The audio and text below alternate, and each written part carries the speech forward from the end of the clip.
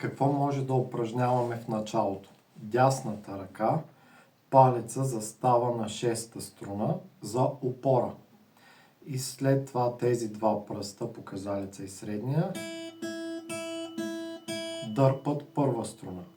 Това се нарича редуващи се пръсти. Това трябва да го упражним 1 милион пъти. И на различните струни, на втора струна, на трета. Имаме два начина.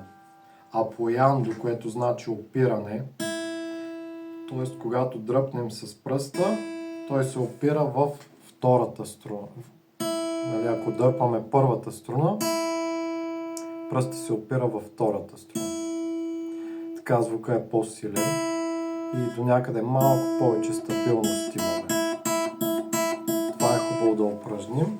Другия начин е нон апояндо, без опиране, но да не се получава и така пръстите струната да се удря в грифа, нали, това нещо се наричаше гриф, при издърпване навънка, нали, в тази посока да се получава този звук.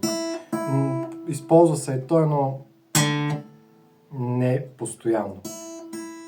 Със средна сила и палеца стои за опора. Другото нещо, което можем да упражняваме е, нали, палеца за дясната ръка. И другото нещо, което можем да упражним за дясната ръка е с перцето да свирим надолу и нагоре.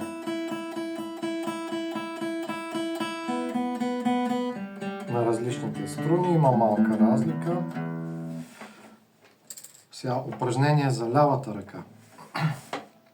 Върху пракчетата избираме си, няма значение къде, с първи пръст, после с втори пръст, после с трети пръст и с четвърти пръст. Нали, палеца отзад помага,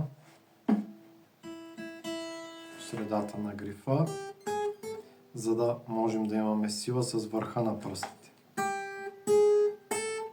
Свирим това нещо на първа струна. Първи пръст, втори, трети, четвърти. На различни пракчета. Може и на едно пракче, но това по-нататък. След това минаваме на втора струна, първи, втори, трети, четвърти. И така до шеста струна. Нали, на трета струна.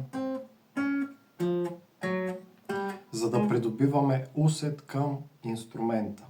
В началото знам, не е лесно, но това е начина. И така, упражнения за дясната ръка и за лявата ръка.